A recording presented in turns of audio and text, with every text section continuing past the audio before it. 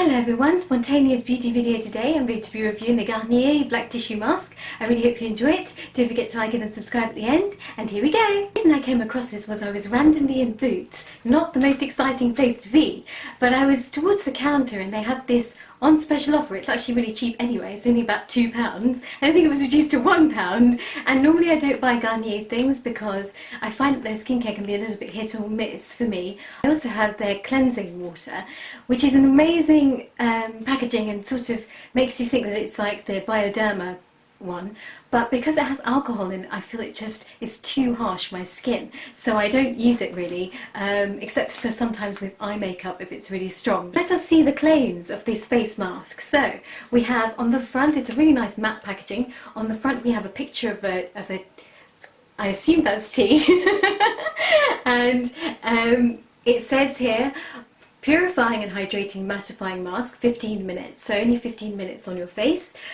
Black tea infusion, LHA and hyaluronic acid for shine prone skin. I have a combination skin. My tea's only shiny but the rest of my skin is dry, so once again this could be a complete disaster.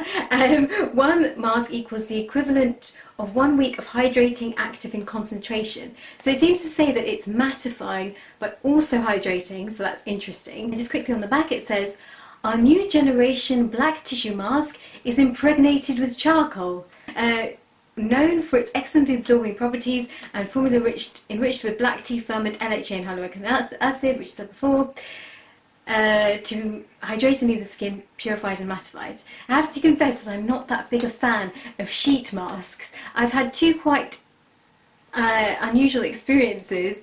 I actually had a really bad experience once with a face mask from, I think it was from a company called the Sheet Mask Company, and so when I saw that, the Sheet Mask Company, I thought, oh, that's so reliable because they actually have named their company after masks. They must specialise in masks. But unfortunately when I used it, when I took it off, it did make my skin feel really nice, but after about 10 minutes there were like sort of big red blotches all over my face. I have to say that the blotches disappeared after about 20 minutes, but it wasn't that good an experience. And also the sensation of putting a sheet mask on your face, for me personally, I find it feels like being buried alive, but at the same time I do really like the after effects. So here goes now, I'm actually going to open this right now. So, oh, it was very easy to open, and let's just pull this thing out. I have a feeling it's going to be really slimy. Well, yes, it is really slimy. It sort of looks like, oh, it's extremely wet, and I'm going to see if it's actually quite difficult to open. Here we go. And I have a feeling that it's the more expensive ones that have the hook behind the ears so that your mask stays on. But this one, I feel like, I just have this feeling it's not going to have that. But I could be underestimating Garnier, and maybe they've thought of everything. They've got no, they haven't. It doesn't have one of those things. So Hannibal Lecter time, here we go. So here we go. Oh, it's very slimy. It has a really strong scent that's sort of very rose scented. So it's obviously got a lot of perfume inside. There we are. So because it's so wet, it actually sticks on my face quite well. But it doesn't have those like ear hook things. But okay, so 15 minutes and we shall see if this gives me hydration for a week. Okay, so I'm just going to remove it now. I feel like it's almost got wrinkles in it, even though I've only spent 15 minutes on my face and it's like gone all wrinkly.